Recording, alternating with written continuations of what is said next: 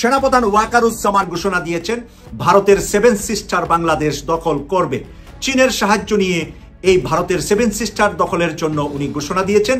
এই নিয়ে এখন তুলপাল চলছে বাংলাদেশে। এরপরে আমরা কি ঘটাবো সেটা শুধুমাত্র ঘটানোর পরেই আপনারা টের পাবেন। তবে কি ঘটাবে সেইটার একটা ট্রেইলার চোখ বন্ধ করলে আপনি দেখতে পাবেন যে আর এরা কারা, এরা প্রত্যেকেই সেনাবাহিনীর সদস্য। ভাবা যায় যে কেমনে সম্ভব হবে এটা। দর্শক, সরকার এটা অ্যাকসেপ্ট করেছেন এবং দিয়েছেন, এজন্য আমি ধন্যবাদ দিই। এটা নাথিং রং উইথ বাংলাদেশ। এটা কোনো অবস্থাতে বাংলাদেশের জন্য খারাপ কিছু নয়, বরং এটা ভালো জিনিস। এটা বাংলাদেশের জন্য একটা ইজ্জত এবং সম্মানের ব্যাপার এবং বাংলাদেশের শক্তি সামর্থ্য প্রকাশের এবং প্রতিষ্ঠা করার একটা প্রক্রিয়া বলে আমি মনে করি এবং আমি ধন্যবাদ দিই সরকারকে। যেখানে দেখা যাচ্ছে বাংলাদেশের সেনারা যুদ্ধ ট্যাঙ্কে চেপে আগাম যুদ্ধের জন্য প্রস্তুতি নিচ্ছে। আপনাদের দেশের এই বর্তমান সরকার যা কিছু করতেছে এই একই কাজ ভাই আমাদের এখানে আমাদের সরকারও করছে। হুবাহুব ডুপ্লিকেট কপি, সারাক্ষণ খালি জঙ্গি জঙ্গি জঙ্গি বলে চিৎকার করতো। দেখেন আপনাদের 140 কোটির মানুষ, এর মধ্যে 100 কোটি আপনারা হিন্দু, তাও আপনারা বলেন হিন্দু খতরা মে হ্যায়, হিন্দু খতরা মে হ্যায়। বিএনপি রাজনীতি এখন কার বিরুদ্ধে? আওয়ামী লীগের বিরুদ্ধে? নেভার। আওয়ামী লীগের বিরুদ্ধে বিএনপির কোনো রাজনীতি নেই, কোনো বয়ান, কোনো বক্তব্য নেই, কিচ্ছু না। ভারতের বিরুদ্ধে? বিএনপি তো ভারতের ফাঁদে পড়েছে। ভারতের কথা ছাড়া বিএনপি নেতারা হাও করতে পারে না। এই যে সংস্কার প্রস্তাবনায় সুপারিশমালা বিষয়ে বিএনপির যে আপত্তিনামা, এগুলো সব ভারত থেকে সেট করে দেয়। ভারতের কপাল থেকে যেন দুঃখ যাচ্ছেই না, একের পর এক ভারতের কপালে শনি লেগেই আছে। প্রিয় দর্শক শ্রোতা, আসলে আমি কথা বলবো না আজকের ভিডিওর ভিতরে। শারীরিক দিক দিয়েও তেমন সুস্থতা নেই, মানসিক দিক দিয়েও ভালো নেই। তবে গুরুত্বপূর্ণ কয়েকটা খবর আজকে আপনাদের সাথে আমি শেয়ার করব। যেহেতু ভিডিওর শুরুতে আপনারা দেখেছেন, তো বুঝতে পেরেছেন তো যে আজকের ভিডিওটি কতটুকু গুরুত্বপূর্ণ এবং কতটুকু আকর্ষণীয় হতে চলেছে। তো চলুন তাহলে আর কথা না বাড়াই, সরাসরি আমরা মূল নিউজে চলে যাই।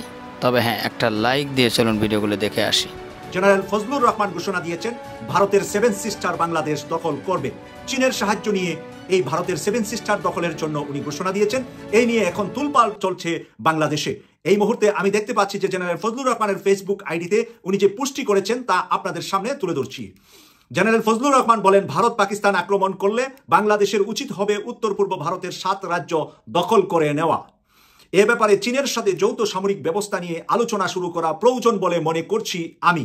জেনারেল ফজলুর রহমানের এই বক্তব্য এই মুহূর্তে সরকার এবং বিরোধী দল সহ বাংলাদেশের সকল রাজনৈতিক অঙ্গনে সিকিউরিটি ফোর্স, সেনাবাহিনী, নৌবাহিনী, বিমান বাহিনী সর্বত্র আলোচনা চলছে। আমরা এখন জেনারেল ফজলুর রহমানের পরিচিতিটা আপনাদের সামনে তুলে ধরব যে জেনারেল ফজলুর রহমান আসলে কে, ইতিহাসে তার নাম কিভাবে আছে বাংলাদেশে, বাংলাদেশের ইতিহাসে উনি কোন ব্যক্তি, কোন পুরুষ যে এত বড় সাহস ভারতের সেভেন সিস্টার বাংলাদেশ দখল করবে সেই ঘোষণা উনি দিয়েছেন।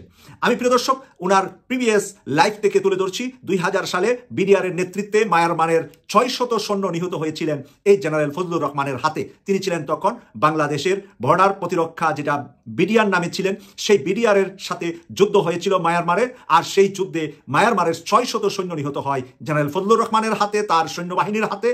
আর বাংলাদেশের একজন বিডিআরও সেখানে নিহত হন নাই। এই হলেন সেই জেনারেল ফজলুর রহমান। 2001 সালে সিলেটের পাদুয়া উদ্ধার করেন, যেটা 1971 সাল থেকে ভারতীয়রা ওই জায়গাটা দখল করে রেখেছিলেন। সেই জায়গা উনি 2001 সালে ভারতীয় বাহিনীকে উদ্ধার করে, ভারতীয় বাহিনীর কাছ থেকে উদ্ধার করে বাংলাদেশ পাদুয়াটি আবার দখল আনতে পারেন ওনার নেতৃত্বে। প্রিয় দর্শক, তারপরে দেখি আবার 2001 সালের 18 এপ্রিল কুড়িগ্রাম জেলার রৌমারী উপজেলার বড়ইবাড়ি বিডিআর ক্যাম্প দখলের বিরুদ্ধে যুদ্ধ করেছিলেন তিনি। বড়ইবাড়ি বিডিআর ক্যাম্পটি ভারতের বিএসএফরা দখল করে নিয়েছিলেন। সেই দখলের বিরুদ্ধে উনি যুদ্ধ করে ভারতীয়দেরকে পরাজিত করে সেখানে দখলটি ফেরত আনে বাংলাদেশ এই জেনারেল ফজলুর রহমানের নেতৃত্বে। এরপরে আসেন তার জীবনে কি হলো এরপরে। তখনকার সময়ে রাষ্ট্রীয় ক্ষমতায় ছিলেন বেগম খালেদা জিয়া, বাংলাদেশের প্রধানমন্ত্রী ছিলেন বেগম খালেদা জিয়া 2001 সালে। কিন্তু তারপর এই কাজের কারণে ভারতের চাপ আসে বিএনপির উপরে, বেগম খালেদা জিয়ার উপরে।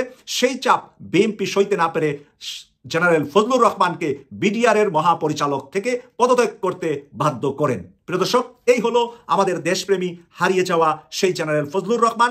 আপনারা জানেন এখন বর্তমানে ওনার উপরে দায়িত্ব হলো বাংলাদেশে বিডিআর হত্যাকাণ্ডের 57 জন সেনা অফিসার সহ 74 জনকে যে হত্যা করা হয়েছে সেই তদন্ত কমিটির চেয়ারম্যান করেছেন আমাদের ডক্টর মোহাম্মদ ইউনূস স্যার। তাহলে ডক্টর মোহাম্মদ ইউনূস স্যার মানুষ চিনতে পারেন কাকে দিয়ে কোন কাজ হবে, সেই কারণেই উনাকে করা হয়েছে সেই বিডিআরে, যেখানে ভারত জড়িত বলে ইতিমধ্যে উনি নিউজ দিয়েছেন এবং বাংলাদেশের মানুষের কাছে উনি একটি আশার আলো দেখাতে পারছেন যে বিডিআরের হত্যাকাণ্ডের ফলাফলটি হয়তোবা আমরা ইতিমধ্যে পাবো। প্রিয় দর্শক, আমরা যদি এখন রাজনৈতিক আলোচনা করতে চাই, যে আজকে জেনারেল ফজলুর রহমান যেই কথাটি ভারতকে বলেছেন, বিশ্ব মিডিয়া ছড়িয়ে পড়েছে ওনার বক্তব্য, এই কথাটি বাংলাদেশে যদি এখন বিএনপি ক্ষমতায় থাকতো, আওয়ামী লীগ ক্ষমতায় থাকতো, অন্য কোনো দল জাতীয় পার্টি ক্ষমতায় থাকতো, তাহলে উনি কি বলতে পারতেন? অবশ্যই পারতেন না। কারণ একবার উনি ক্ষমতায় থেকে যেই ন্যায্য অধিকার উনি আদায় করেছিলেন ভারত থেকে, সেই কারণে ওনাকে বিডিআর থেকে চাকরিচ্যুত করা হলো, মানে বিডিআর এর মহাপরিচালকের পদটি ওনার চলে গেল। আজকে ডক্টর মোহাম্মদ ইউনূস সরকার থাকার কারণেই এত বড় সাহসিকতাটা উনি বলতে পারছে। ইউনূস স্যার হলেন রাষ্ট্রের সর্বোচ্চ শিরতাজ। এই টুপিটা যে রকম আমার পোশাকের মধ্যে সবার উপরে আছে, মাথার উপরে আছে, ডক্টর মোহাম্মদ ইউনূস স্যার হলেন রাষ্ট্রের মাথা, সবার উপরে, সবার তাজ। এখন ডক্টর মোহাম্মদ ইউনূস স্যার নিজে কিন্তু 7 সিস্টার নিয়ে কথা বলেছেন রাষ্ট্রের দায়িত্ব নেওয়ার আগেই, আর সেই কথাটারই কপি হয়েছে কিনা আজকে জেনারেল ফজলুর রহমানের মুখ দিয়ে এই কথাটা বিবেচনা করার দায়িত্ব আপনাদের। তাহলে কি আমরা আভ্যন্তরীণভাবে চাইনার সাথে যুক্ত হয়ে আমরা 7 সিস্টার আলাদা করতে যাচ্ছি কিনা, এবং 7 সিস্টার আলাদা করে বাংলাদেশ দখলে নেওয়ার কথা উনি বলছেন। বাংলাদেশ দখলে নেওয়ার বিষয়টা খুবই জটিল বলে আমি মনে করি, কিন্তু তারপরেও জেনারেল ফজলুর রহমান যেহেতু বলেছেন এখানে ডাল মে কুচ কালা হে, এখানে বাংলাদেশ এবং এখানে ডক্টর মোহাম্মদ ইউনূসের কোনো একটি পরিকল্পনা নিশ্চয়ই রয়েছে। প্রদর্শক, আমরা এখন 7 সিস্টারের ম্যাপটি নিয়ে কথা বলছি আপনাদের সাথে। আমি ম্যাপটা আমার সামনে, আমার অন্য একটি ক্যামেরাতে ম্যাপটা আছে, আমি আপনাদেরকে ম্যাপটা এখন তুলে ধরছি। ম্যাপটা কিভাবে আছে, 7 সিস্টারটা কিভাবে দখল করা সম্ভব বলে উনি মনে করছেন। এই ম্যাপটার ভিতরে আমরা প্রথমে যদি চলে যাই, চিকেন নেক 17 কিলোমিটার, বাংলাদেশের একেবারে উত্তর পশ্চিম কোণা থেকে নেপালের সাথে দূরত্বর সীমারেখাটা মাত্র 17 কিলোমিটার। ভারত এই 17 কিলোমিটার দিয়ে ঢুকে 7 সিস্টারে যায়। 7 সিস্টার কিন্তু ভারতের একটা বিরাট অংশ, অনেক বড়, বাংলাদেশের কয়েকটা বাংলাদেশের সমান হবে 7 সিস্টার। সেটা ঢুকছে হলো 17 কিলোমিটার একটা, এই জন্যই চিকেন নেক বলে হয় এটাকে। এদিকটা যখন ঢুকার পরে আমরা দেখতে পাচ্ছি যে এখানে পশ্চিমবঙ্গের পশ্চিম সাইডে পশ্চিমবঙ্গ, আর আমাদের সোজা উত্তরে গেলে নেপাল, আর যদি আমরা এই উত্তরের আরেকটু সামনে আগে যাই তাহলে সেখানে আছে ভুটান। এখানে 3টা দেশের কাছাকাছি অবস্থান, কিন্তু নেপাল আর বাংলাদেশ যদি অফ করে দেয় তাহলে আর ভারতীয়দের কোনো যানবাহন চলাচল 7 সিস্টারে যাওয়া সম্ভব না। আর অন্য কোনো রাস্তা নাই আকাশপথ ছাড়া। আকাশপথ যদি বাংলাদেশ না দেয় তখনও আবার তারা আটকিয়ে যাবে। তো সেই কারণে এখানে একটা ছোট্ট জায়গা নিয়ে তারা এখানে 7 সিস্টারে ঢুকছে। তো 7 সিস্টারের 7টা রাজ্যকে 7 সিস্টার বলা হয়। তো 7টা রাজ্যের কে কার সাথে বর্ডার আছে আমরা দেখছি যে সবচেয়ে বড় প্রদেশটি হলো অরুণাচল প্রদেশ। অরুণাচল প্রদেশটা পুরাটাই আছে আপনার চায়নার সাথে, চায়না বর্ডার হলো অরুণাচল। আমরা ইতিমধ্যে জেনেছি যে চায়না অনেকটুকু জায়গা অরুণাচলের দখল করে নিয়েছে, চায়না দখলে আছে, চায়নার হাতের মধ্যে আছে অরুণাচলের অনেক জায়গা। এরপরে যদি আমরা দেখি যে এখানে মায়ানমারের সাথে আছে নাগাল্যান্ড এবং মণিপুর। নাগাল্যান্ড এবং মণিপুরটা আছে মায়ানমারের সাথে বর্ডার। এখন মায়ানমারের সাথে কিন্তু আমাদের একটা সম্পর্ক তৈরি হচ্ছে, মায়ানমারের বিষয় নিয়ে আমাদের লম্বা আলোচনা, এখন এই বিষয়টা আমি আনছি না। এখানে যদি আমরা নিচে দেখি তাহলে বাংলাদেশের পাশে কে কে আছে, এখানে আছে মিজোরাম আছে বাংলাদেশের পাশে, এক পাশে বাংলাদেশ, আরেক পাশে মিজোরামটা অনেকটাই মায়ানমারের সাথে, আর মিজোরামের বিপরীতে আছে ত্রিপুরা, যেটা ভারতের ত্রিপুরা রাজ্য, সেটা পুরাটা বাংলাদেশের সাথে। এরপরে আছে মেঘালয়টা পুরাটা বাংলাদেশের সাথে। এরপরে আছে আসাম, মাঝখানে আসামটা বেশিরভাগ হলো ভুটানের সাথে, আরেকটা অংশ আমাদের বাংলাদেশের সাথে। তো সেই কারণে এখানে ভুটান, এখানে চায়না, এখানে মায়ানমার, এখানে বাংলাদেশ, সবাই কিন্তু ভারতের দুশ্মন, একজনও ভারতের বন্ধু নাই। তাই এই 7 সিস্টারকে দখল করে নিলে, বাংলাদেশ দখল করে নিলে যে বাংলাদেশের বিরুদ্ধে কেউ আসবে তা নয়, বরঞ্চ চায়না এখানে বাংলাদেশকে সর্বোচ্চ সহযোগিতা করবে। এতে করে বাংলাদেশের ভূখণ্ড অনেক বড়, মানে বাংলাদেশের নিজস্ব ভূখণ্ডের চাইতে আরো, আমি ম্যাপে যে আমার চোখের আইডিয়া থেকে বলছি, আমি এক্স্যাক্টলি মাপটা আমি বলছি না, তবে বাংলাদেশের দ্বিগুণ জায়গা 7 সিস্টারে, বাংলাদেশের দ্বিগুণ জায়গা। এখন দ্বিগুণ জায়গাকে যদি মায়ানমারকে কিছু অংশ দেওয়া হয়, আর চায়নাকে কিছু অংশ দেওয়া হয়, আর বাকিটা বাংলাদেশ নে, ভুটান এখানে তেমন কোনো দাবি করবে বলে আমি মনে করছি না। আর নেপাল হয়তোবা চিকেন নেক থেকে কিছু অংশ নেপাল হয়তোবা নিতে পারবে। এইভাবে যদি আমরা পাশের দেশগুলোর সাথে আমরা করে ফেলি, মানে একে অপরের সাথে লিয়াজু করি। আমি একটু ছবিটা পিকচারটা আপনাদেরকে সুবিধার জন্য একটু দেখাচ্ছি, যেটা নিয়ে আমি এতক্ষণ আলোচনা করছি। আপনারা দেখতে পাচ্ছেন এই রাজ্যগুলা কোনটা কোন জায়গায় আছে, নামগুলা এখানে দেখা যাচ্ছে। প্রিয় দর্শক, সেই কারণে আমরা চাচ্ছি যে জেনারেল ফজলুর রহমান স্যার যে ঘোষণা দিয়েছে, এই ঘোষণার সাথে জনগণ, আপনারা যারা 24-এর আন্দোলনে মা ছেলে হারিয়েছেন, বাবা মেয়ে হারিয়েছেন, নারীরা তার স্বামীকে হারিয়েছেন, সন্তানরা তার পিতা মাতাকে হারিয়েছেন, ভাই ভাইকে হারিয়েছেন, বোন বোনকে হারিয়েছেন, আমরা সকলে যেন জেনারেল ফজলুর রহমান স্যারের সাথে ঐক্যমত পোষণ করি। এবং এই সুবিধায় এই সময়ে চায়না পাকিস্তানকে সাপোর্ট দিচ্ছে, আর এদিকে চায়না বাংলাদেশ যৌথভাবে এই 7 সিস্টারকে দখল করে নেওয়াই হবে বাংলাদেশের জন্য এবং দক্ষিণ পূর্ব এশিয়ার মুসলমান সহ অন্যান্য সংখ্যালঘু অনেকগুলা ধর্মীয় অনুসারী যারা, তাদের জন্য। আপনাদের দেশের এই বর্তমান সরকার যা কিছু করতেছে এর একই কাজ ভাই আমাদের এখানে আমাদের সরকারও করছে। হুবাহুব ডুপ্লিকেট কপি, সারাক্ষণ খালি জঙ্গি জঙ্গি জঙ্গি বলে চিৎকার করতো। দেখেন আপনাদের 140 কোটির মানুষ, এর মধ্যে 100 কোটি আপনারা হিন্দু, তাও আপনারা বলেন হিন্দু খতরা মে হ্যায়, হিন্দু খতরা মে হ্যায়। বর্তমান সরকার আপনাদের এই মোদিজি যে অঙ্কেতে চলে, ওনার অঙ্ক ভাই ভেরি ডেঞ্জারাস। এত জিলাবির পেঁচ ওনার ভিতরে, আপনারা ভারতবাসীর কাছে বিচার রাখলাম। বলেন আপনারা এইভাবে বাঁচতে পারবেন? যার জন্য আমি থাম্বনেলে দিছি ভারত বাঁচবে না, কারণ ওই ময়ূর বলতো না বাংলাদেশ বাঁচবে না, বাংলাদেশ বাঁচবে না। আসসালামু আলাইকুম। বাঁচবে না, বাংলাদেশ বাঁচবে না, এইভাবেই কিন্তু এন্ট্রি নিত এই বদমাইশ। হ্যাঁ, এই বদমাইশের নামে হাইকোর্ট থেকে মামলা হয়েছে। ওর কাছে সমস্ত ভিডিও ফুটেজ চাইছে। এতদিন যে বকবক করছে, যেসব প্রোপাগান্ডা ছড়াইছে, এই দুই বাংলার সম্পর্কের অবনতির পিছনে এই বদমাইশের হাত কিন্তু 50%। এই বদমাইশ হলো একদম 5 আটা একটা দালাল, গদি মিডিয়ার 1 নম্বর দালাল। এই না 5 চারতে জিব্বা হয়ে গেছে কাগজের মতো, পাতলা হয়ে গেছে। তো জিব্বা টান দিয়ে দেখেন, জিব্বা নাই, কাগজের মতো থরথর করে, এখন কাঁপে বাতাসে। এর নামে মামলা হয়েছে। এর এখন যদি জবান বন্ধ হয়, ভারতের মিডিয়া কিন্তু হুঁশিয়ার হয়ে গেছে। অর্ধেক মিডিয়া কিন্তু সত্যি কথা বলা শুরু করছে। ওই যে পেহেলগামের 26 জন হত্যাকাণ্ডের পর এই বদমাইশের সঙ্গে আরেকটা ছিল, ওই যে 3 বাটি গরুর মাংস খাইছিল, যে কি জানি নাম, শুভেন্দ্র অধিকারী। কলকাতার ব্যবসায়ীরা তো ওর বাসার সামনে গেছিল জানেন, ওরে ধরার জন্য।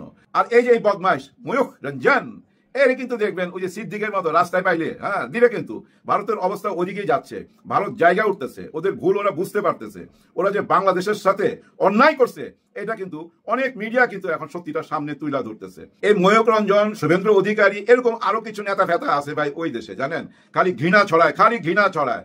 ওরা মুর্শিদাবাদকে দেখতে চায় গাজার মতো, কাশ্মীরকে দেখতে চায় গাজার মতো। মানে ইসরায়েল যেভাবে গাজার উপরে অত্যাচার করছে, এইভাবে যেন এই মুসলমানদের উপরে অত্যাচার করা হয়, বোমা ফালানো হয়। এগুলো হলো এদের দাবি। এই বদমাইশগুলা কারণেই কিন্তু আজকে ভারত বিপদে, চারিদিক থেকে বিপদে। এই যে মোদিজি যুদ্ধ ঘোষণা করবে, কিভাবে করবে বলেন? ওনার সৈনিকদের ওই মনোবল আছে, ওই ইমানি জোর আছে। এর মধ্যে দেখেন গ্রামে, ওনাদেরই গ্রামে একটা ছেলে, ওই যে আমরা রাস্তাঘাটে দেখি না বেলুনের মতো উড়োজাহাজ, ওইটা কিনা আকাশে উড়াইতেছিল ধান ক্ষেতের থেকে, ওইটার মধ্যেই দৌড়ায় চলে আসে ইন্ডিয়ান আর্মি। এটা কি ভয়ে অস্থির ভাই।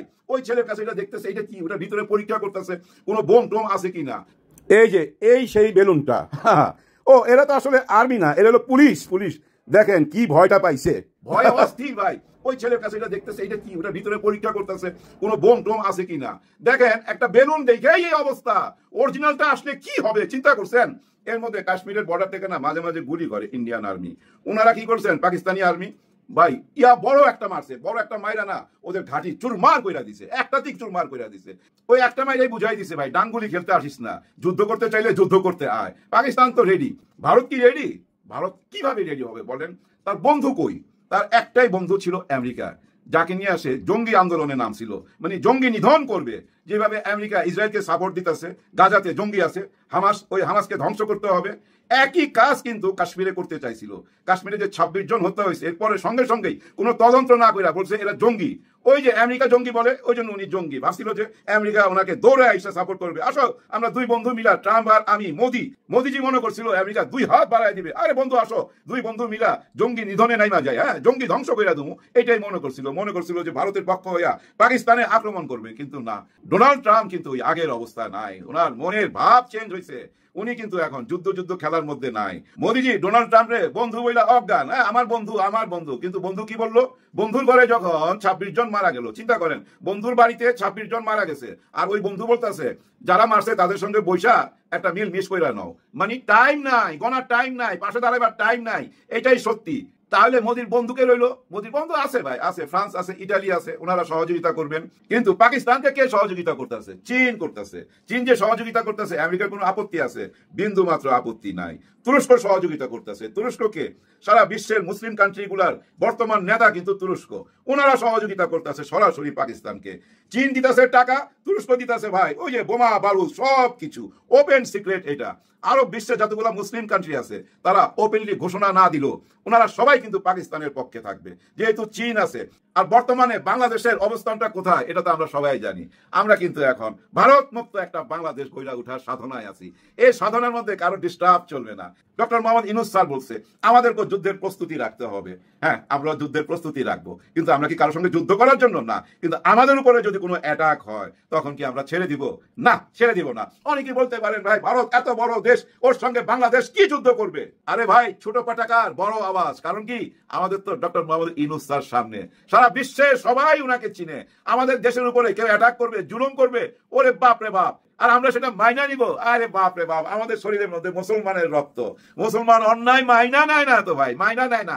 সংখ্যার দিক দিয়ে না ভাই, ইমানের দিক থেকে, ইমানের দিক থেকে আমাদের সঙ্গে কিভাবে পারবেন? আমাদের মধ্যে আছে আবু সাইদ, এইভাবে দাঁড়ায় যায়। আমাদের সাথে আছে মুগ্ধ, যে যুদ্ধের ময়দানে পানি দিয়ে বেড়ায়, পানি লাগবে পানি।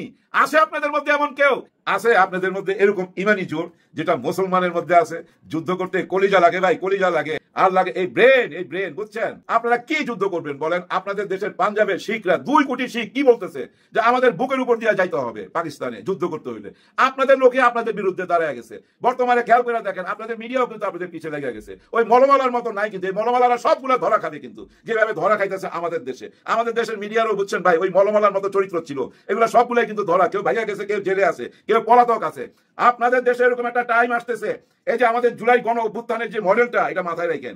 আপনাদের ইয়াং জেনারেশন এটা ফলো কইরা আপনাদের দেশেও একটা গণ অভ্যুত্থান হবে, অন্যায়ের বিরুদ্ধে মানুষ জায়গা উঠবে ভাই।